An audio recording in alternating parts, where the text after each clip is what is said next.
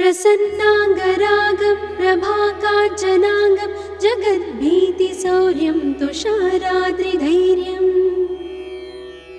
तृणीभूतहेतिं रणोद्यद्विभूतिं भजे वायुपुत्रं पवित्राप्तमित्रम् भजे पावनं भावनानित्यवासम् भजे बालभानुं प्रभाचारुभासम् भजे चन्द्रिकाकुन्दमन्दारहासम् भजे सन्ततं रामभूपालदासम् भजे लक्ष्मणप्राणरक्षातिदक्षं भजे तोषितानेकगीर्वाणपक्षम् भजे घोरसङ्ग्रामसीमाहताक्षं भजे रामनामातिसम्प्राप्तरक्षम् कृताभीलनादं क्षितिक्षिप्तपादम् घनक्रान्तभृङ्गं कटिस्थोरुजङ्घम् वियद्व्याप्तकेशं भुजाश्लेषितास्मम् जयश्रीसमेतं भजे रामदूतम् चलद्वालघातं भ्रमच्चक्रवालं कठोराट्टहासं प्रभिन्नाब्जजाण्डम्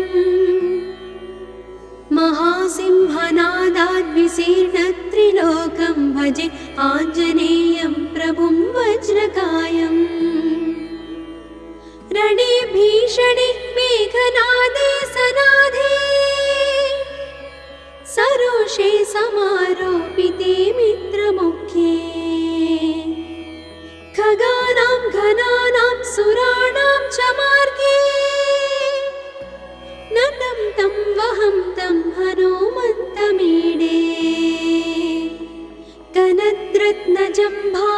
कनद्रत्नजम्भारिदम्भोळिधारं कनद्दन्तनिर्धूतकालोग्रदन्तम् पदाघातभीताब्धिभूताधिवासं रणक्षोणिदक्षं भजे पिङ्गळाक्षम् महाग्राहपीडा महोत्पातपीडा महारोगपीडा महातीव्रपीडा हरत्यासुते पादपद्मानुरक्तो नमस्ते कपिश्रेष्ठ रामप्रियो यः सुधा सिन्धुमुल्लङ्घ्य नाथोग्रदीप्तः सुधा चौषधीस्ता प्रगुप्तप्रभावः क्षणद्रोणशैलस्य सारेण सेतुं विना भूस्वयं कः समर्थः कपीन्द्रः निरातङ्कमाविश्य लङ्कां विसङ्गो भवानेव सीतातिशोकापहारी समुद्रान्तरङ्गादिरौद्रं विनिद्रम् विलङ्घ्योरुजङ्घस्तुता मर्त्यसङ्घः रमानाथ रामः क्षमानाथ रामः अशोकेन शोकं विहाय प्रहर्षम् वनान्तर्घनं जीवनं दानवानं विपाट्य प्रहर्षात् हनूमान् त्वमेव जराभारतो भूरिपीडां शरीरे निराधारणारूढगाढप्रतापे भवत्पादभक्तिं भवद्भक्तिरक्तिं कुरु श्रीहनुमत्प्रभो मे दयाळो महायोगिनो ब्रह्मरुद्रादयो वा न जानन्ति तत्त्वं निजं राघवस्य कथं ज्ञायते मातृसे नित्यमेव प्रसीद प्रभो वानरेन्द्रो नमस्ते नमस्ते महासत्त्ववाहाय तुभ्यम् नमस्ते महावज्रदेहाय तुभ्यम् नमस्ते परिभूतसूर्याय तुभ्यम्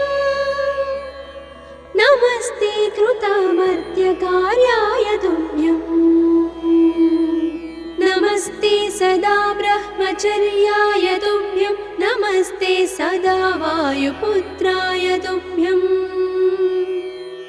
नमस्ते सदा पिङ्गलाक्षाय तुभ्यं नमस्ते सदा रामभक्ताय तुभ्यं हनुमद्भुजङ्गप्रयातं प्रभाते प्रदोषेऽपि वाचार्थरात्रेऽपि मध्यः पठन्नस्नतोऽपि प्रमुक्ताघजालः सदा सर्वदा रामभक्तिं प्रयाति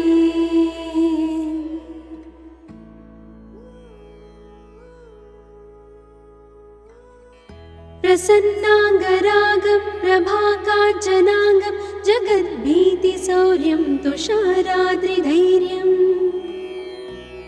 तृणीभूतहेतिं रणोद्यद्विभूतिं भजे वायुपुत्रं पवित्राप्तमित्रम् भजे पावनं भावनानित्यवासम् भजे बालभानुं प्रभाचारुभासम् भजे चन्द्रिकाकुन्दमन्दारहासम् भजे सन्ततं रामभूपालदासम् भजे लक्ष्मणप्राणरक्षातिदक्षं भजे तोषितानेकगीर्वाणपक्षम् भजे घोरसङ्ग्रामसीमाहताक्षं भजे रामनामातिसम्प्राप्तरक्षम् कृताभीलनादं क्षितिक्षिप्तपादं घनक्रान्तभृङ्गं कटिस्थोरुजङ्घम् वियद्व्याप्तकेशं भुजाश्लेषितास्मम् जयश्रीसमेतं भजे रामदूतम्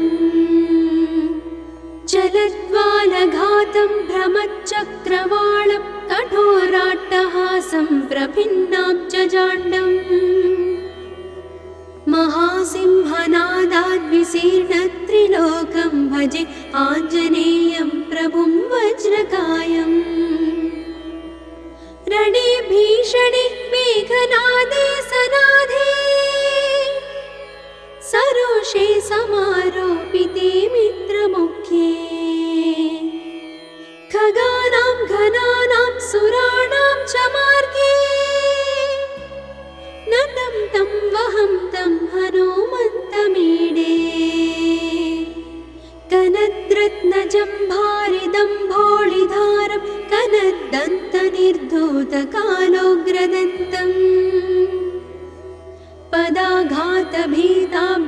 पदाघातभीताब्धिभूताधिवासं रणक्षोणिदक्षं भजे पिङ्गलाक्षम्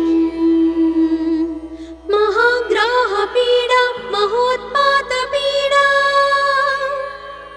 महारोगपीडा महातीव्रपीडा हरत्यासुते पादपद्मानुरक्तो नमस्ते कपिश्रेष्ठ रामप्रियो यः सुधा सिन्धुमुल्लङ्घ्य नाथोग्रदीप्तः सुधा चौषधीस्था प्रगुप्तप्रभावः षडद्रोणशैलस्य सारेण सेतुं विना भूस्वयं कः समर्थः कपीन्द्रः निरातङ्कमाविश्य लङ्कां विसम्भो भवानेव सीतातिशोकापहारी समुद्रान्तरङ्गादिरौद्रं विनिद्रम् विलङ्घ्योरुजङ्घस्तुता मर्त्यसङ्घः रमानाथ रामः क्षमानाथ रामः अशोकेन शोकं विहाय प्रहर्षम् वनान्तर्घनं जीवनं दानवानं विपाट्य प्रहर्षात् हनुमान् त्वमेव जराभारतो भूरिपीडां शरीरे निराधारणारूढगाढप्रतापे भव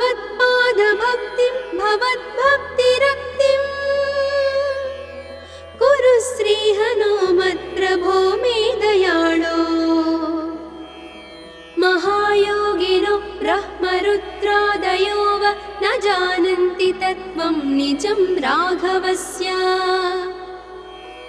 कथं ज्ञायते मातृसे नित्यमेव प्रसीद प्रभो वानरेन्द्रो नमस्ते नमस्ते महासत्त्ववाहाय तुभ्यं नमस्ते महावज्रदेहाय तुभ्यं नमस्ते परिभूतसूर्याय तुभ्यं नमस्ते कृतामर्त्यकार्याय तुभ्यं नमस्ते सदा ब्रह्मचर्याय तुभ्यं नमस्ते सदा वायुपुत्राय तुभ्यं नमस्ते सदा पिङ्गळाक्षाय तुभ्यं नमस्ते सदा रामभक्ताय तुभ्यं हनुमद्भुजङ्गप्रयातं प्रभाते प्रदोषेऽपि वाचार्थरात्रेऽपि मर्त्यः पठन्नस्नतोऽपि प्रमुक्ताघजालः सदा सर्वदा रामभक्तिं प्रयाति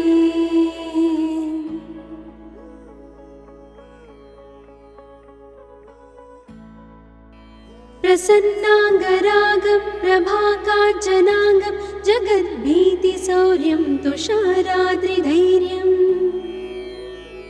तृणीभूतहेतिं रणोद्यद्विभूतिं भजे वायुपुत्रं पवित्राप्तमित्रम् भजे पावनं भावनानित्यवासं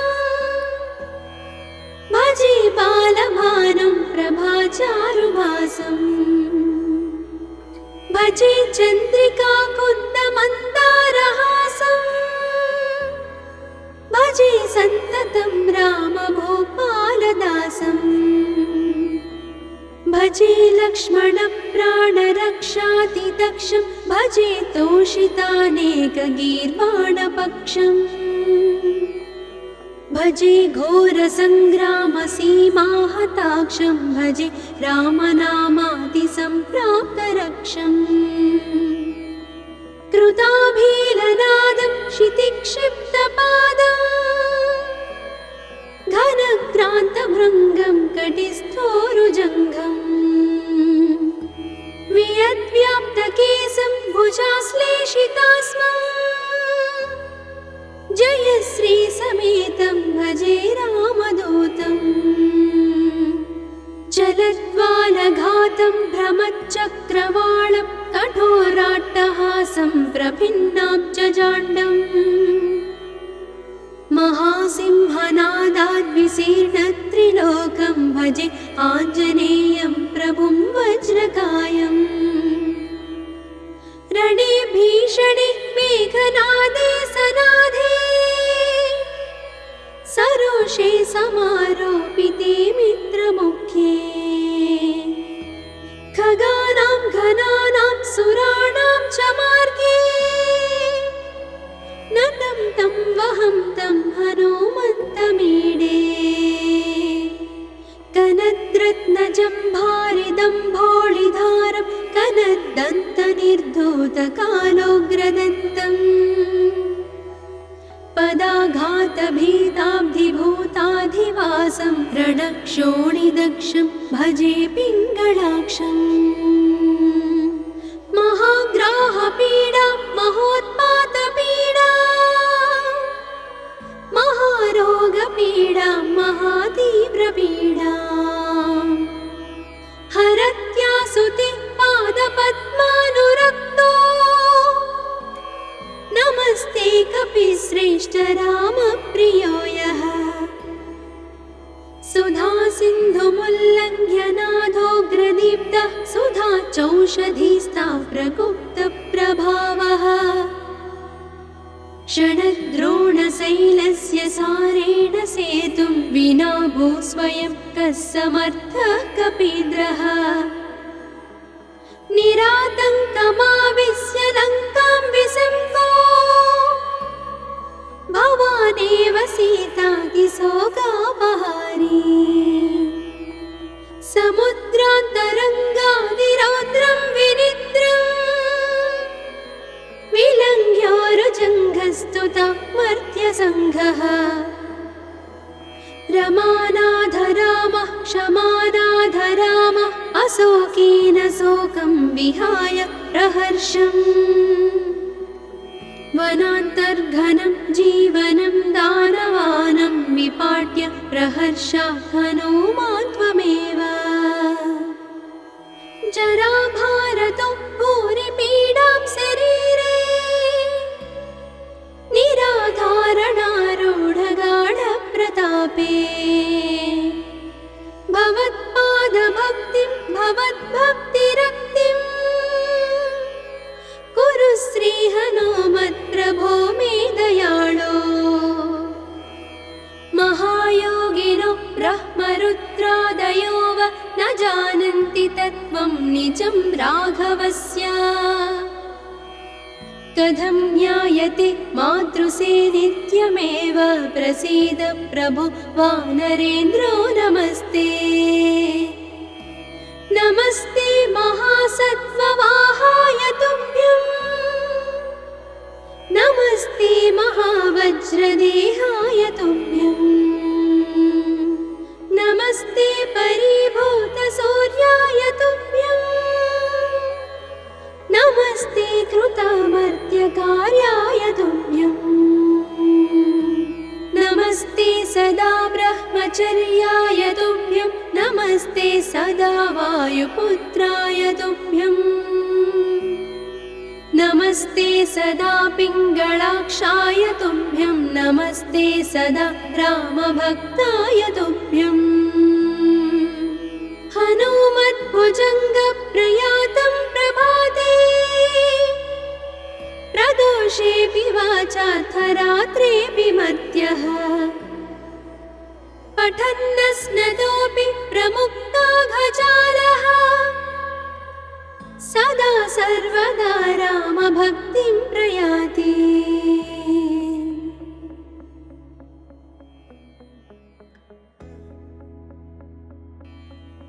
प्रसन्नाङ्गरागं प्रभाकाञ्चनाङ्गं जगद्भीतिशौर्यं तुषाराद्रिधैर्यं तृणीभूतहेतिं रणोद्यद्विभूतिं भजे वायुपुत्रं पवित्राप्तमित्रम् भजे पावनं भावनानित्यवासं भजे बालभानुं प्रभाचारुभासं भजे चन्द्रिकाकुन्दमन्दारहासं भजे सन्ततं रामभूपालदासं भजे लक्ष्मणप्राणरक्षातिदक्षं भजे तोषितानेकगीर्वाणपक्षम् भजे घोरसङ्ग्रामसीमाहताक्षं भजे रामनामातिसम्प्राप्तरक्षम् कृताभीलनादं क्षितिक्षिप्तपादं घनक्रान्तभृङ्गं कटिस्थोरुजङ्घम् वियद्व्याप्तकेशं भुजाश्लेषितास्मं जय श्रीसमेतं भजे रामदूतं चलद्वालघातं भ्रमच्चक्रवालं कठोराट्टहासं प्रभिन्नाब्जजाण्डम् महासिंहनादाद्विशीर्णत्रिलोकं भजे आञ्जनेयं प्रभुं वज्रकायम् रणे भीषणे मेघनादे सनादे सरोषे समारोपिते मित्रमुख्ये खगानां घनानां सुराणां च मार्गे नतं तं वहं तं हनुमन्तमीडे कनद्रत्नजम्भारिदम्भोळिधारं कनद्दन्तनिर्धूतकालोग्रदन्तम् पदाघातभीताब्धिभूताधिवासं रणक्षोणिदक्षं भजे पिङ्गळाक्षम् महाग्राहपीडा महोत्पातपीडा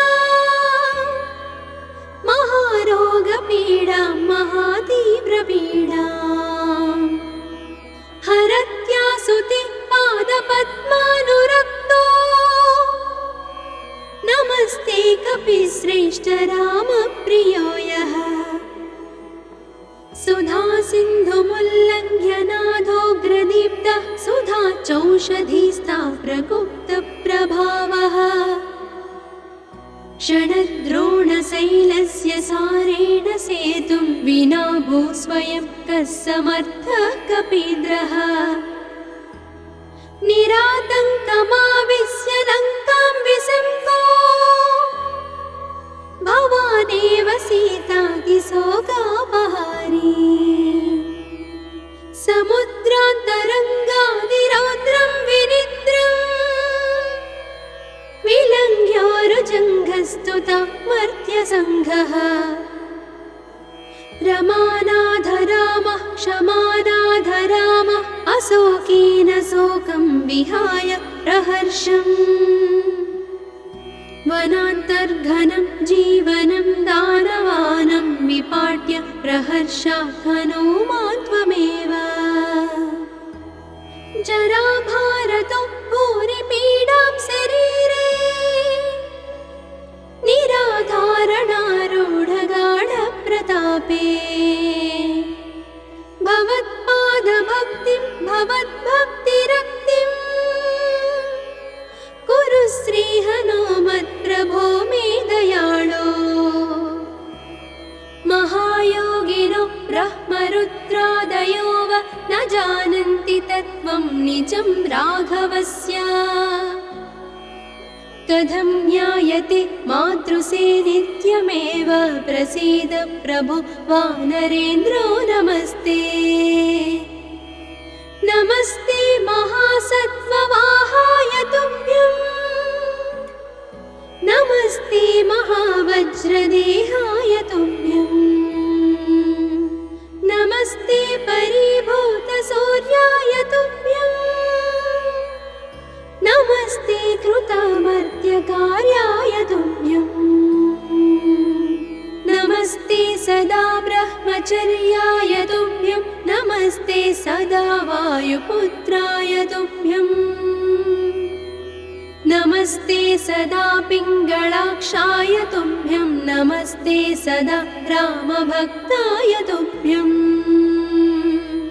हनुमद्भुजङ्गप्रयातं प्रभाते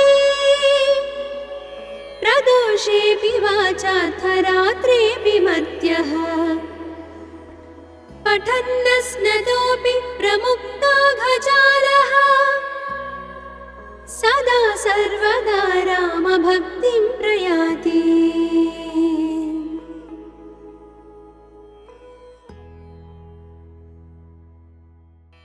प्रसन्नाङ्गरागं प्रभाकाञ्चनाङ्गं जगद्भीतिशौर्यं तुषाराद्रिधैर्यं तृणीभूतहेतिं रणोद्यद्विभूतिं भजे वायुपुत्रं पवित्राप्तमित्रम् भजे पावनं भावनानित्यवासम् भजे बालभानुं प्रभाचारुभासम् भजे चन्द्रिकाकुन्दमन्दारहासम् भजे सन्ततं रामभूपालदासम् भजे लक्ष्मणप्राणरक्षातिदक्षं भजे तोषितानेकगीर्वाणपक्षम् भजे घोरसङ्ग्रामसीमाहताक्षं भजे रामनामादिसम्प्राप्तरक्षम् कृताभीलनादं क्षितिक्षिप्तपादं घनक्रान्तभृङ्गं कटिस्थोरुजङ्घम् वियद्व्याप्तकेशं भुजाश्लेषितास्मम् जय श्रीसमेतं भजे रामदूतं चलद्वालघातं भ्रमच्चक्रवालं कठोराट्टहासं प्रभिन्नाब्जजाण्डम् महासिंहनादाद्विशीर्णत्रिलोकं भजे आञ्जनेयं प्रभुं वज्रकायम् रणे भीषणे मेघनादे सनादे पाशे समारोपिते मित्रमुख्ये खगानां घनानां सुराणां च मार्गे नतं तं वहं तं हनुमन्तमीडे कनद्रत्नजम्भारिदम्भोळिधारं कनद्दन्तनिर्धूतकालोग्रदन्तम् पदाघातभीताब्धिभूताधिवासं रणक्षोणिदक्षं भजे पिङ्गळाक्षम् महाग्राहपीडा महोत्पातपीडा महारोगपीडा महातीव्रपीडा हरत्यासुते पादपद्मानुरक्तो नमस्ते कपिश्रेष्ठ रामप्रियो यः सुधा सिन्धुमुल्लङ्घ्य नाथोग्रदीप्तः सुधा चौषधीस्ता प्रगुप्तप्रभावः षडद्रोणशैलस्य सारेण सेतुं विना भूस्वयं कः समर्थः कपीन्द्रः निरातङ्कमाविश्य लङ्कां विसङ्गो भवानेव सीतातिशोकापहारी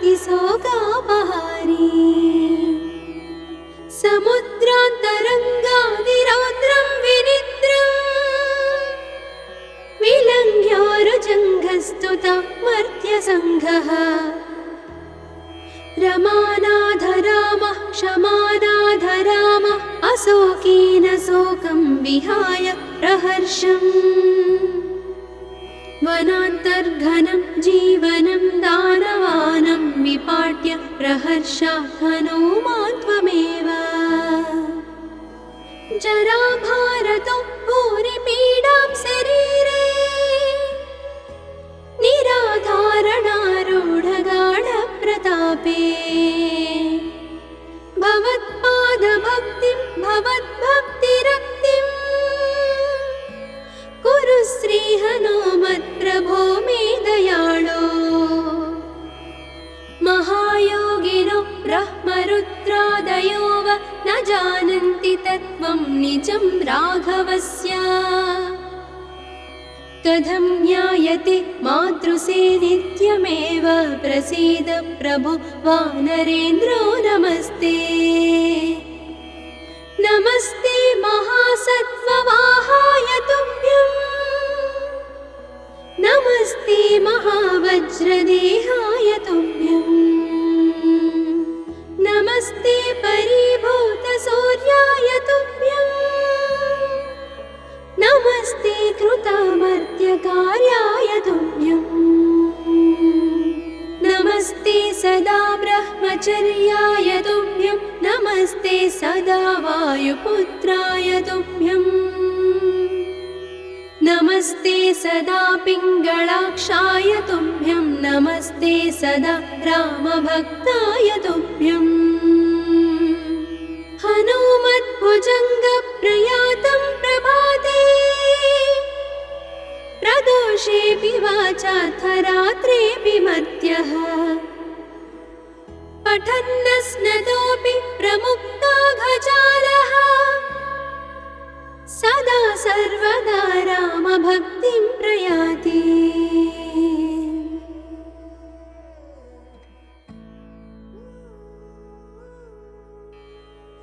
प्रसन्नाङ्गरागं प्रभाकाञ्चनाङ्गं जगद्भीतिशौर्यं तुषाराद्रिधैर्यं तृणीभूतहेतिं रणोद्यद्विभूतिं भजे वायुपुत्रं पवित्राप्तमित्रम् भजे पावनं भावनानित्यवासम् भजे बालभानुं प्रभाचारुभासम् भजे चन्द्रिकाकुन्दमन्दारहासम् भजे सन्ततं रामभूपालदासम् भजे लक्ष्मणप्राणरक्षातिदक्षं भजे तोषितानेकगीर्वाणपक्षम्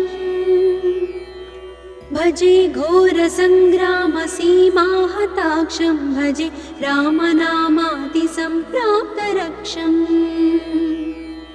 कृताभीलनादं क्षितिक्षिप्तपादं घनक्रान्तभृङ्गं कटिस्थोरुजङ्घम् वियद्व्याप्तकेशं भुजाश्लेषितास्मम् जयश्रीसमेतं भजे रामदूतम् चलद्वालघातं भ्रमच्चक्रवालं कठोराट्टहासं प्रभिन्नाब्जजाण्डम् महासिंहनादाद्विशीर्णत्रिलोकं भजे आञ्जनेयं प्रभुं वज्रकायम् रणे भीषणे मेघनादे सनाधे सरोषे समारोपिते मित्रमुख्ये खगानां घनानां सुराणां च मार्गे नतं तं वहं तं हनुमन्तमीडे कनद्रत्नजम्भारिदम्भोळिधारं कनद्दन्तनिर्धूतकालोग्रदन्तम् पदाघातभीताब्धिभूताधिवासं रणक्षोणिदक्षं भजे पिङ्गळाक्षम् महाग्राहपीडा महोत्पातपीडा महारोगपीडा महातीव्रपीडा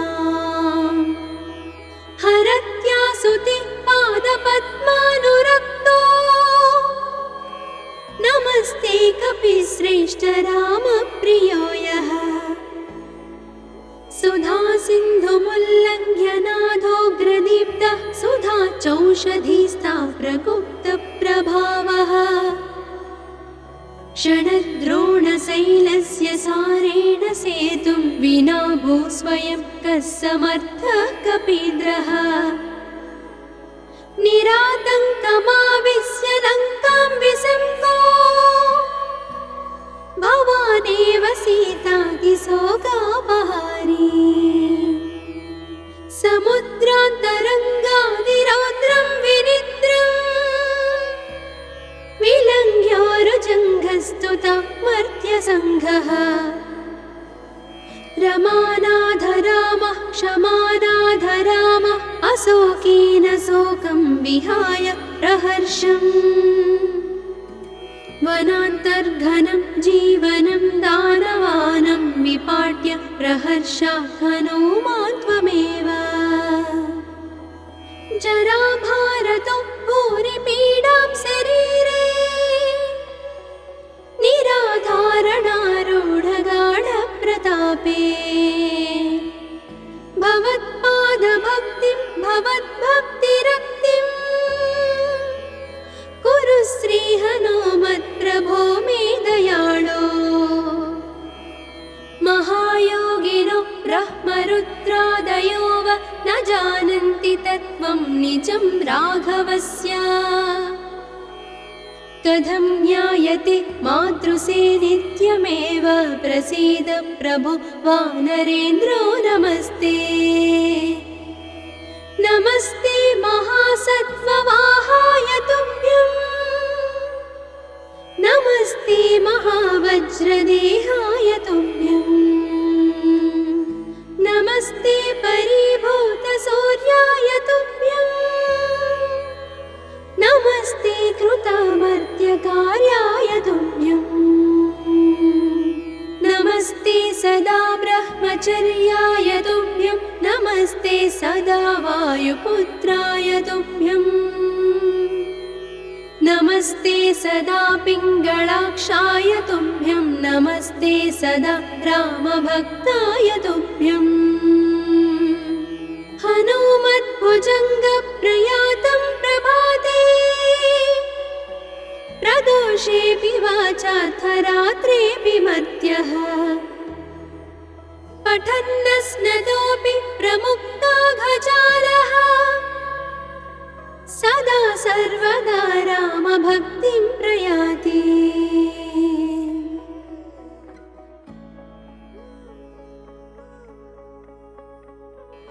प्रसन्नाङ्गरागं प्रभाकाञ्चनाङ्गं जगद्भीतिशौर्यं तुषाराद्रिधैर्यम्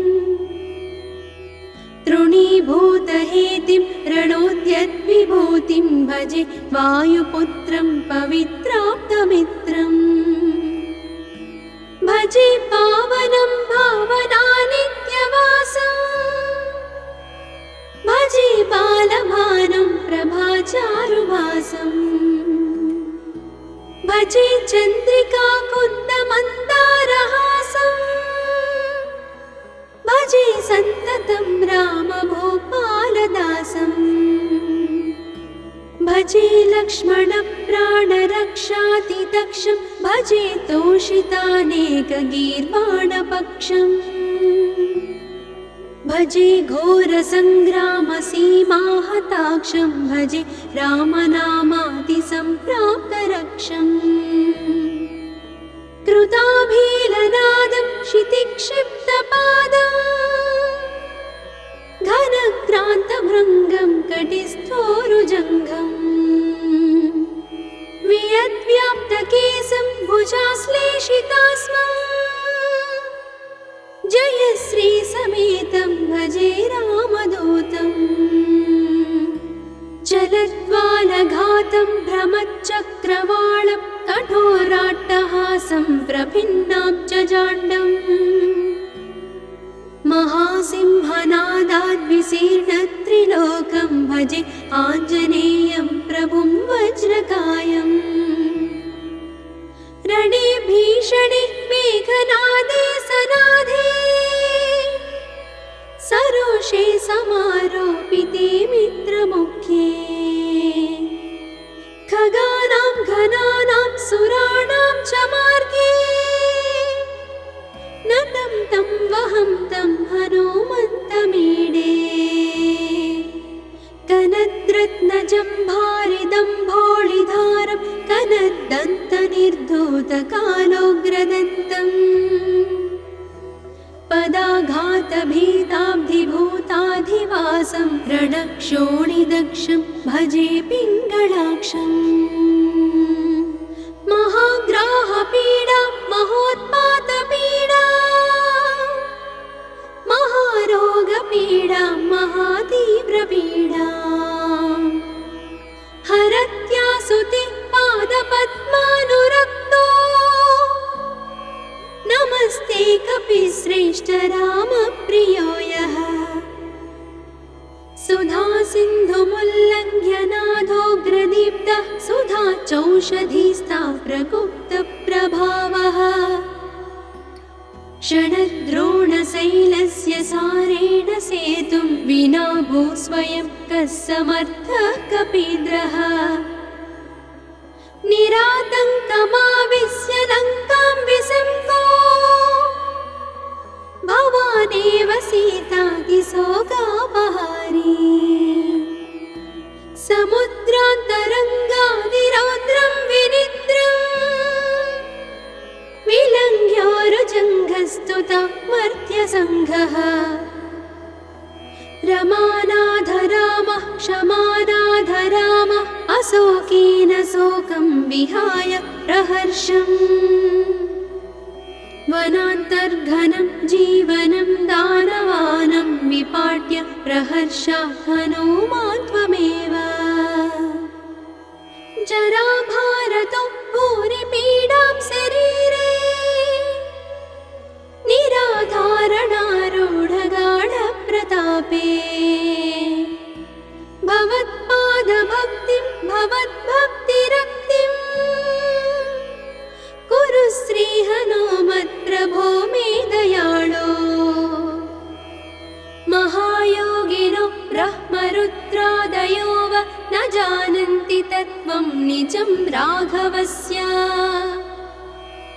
कथं ज्ञायते मातृसे नित्यमेव प्रसीद प्रभो वानरेन्द्रो नमस्ते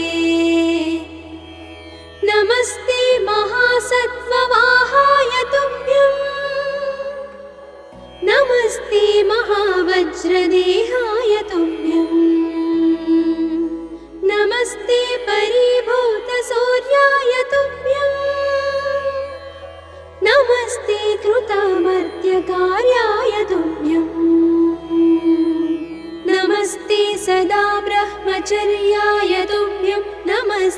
सदा वायुपुत्राय तुभ्यम्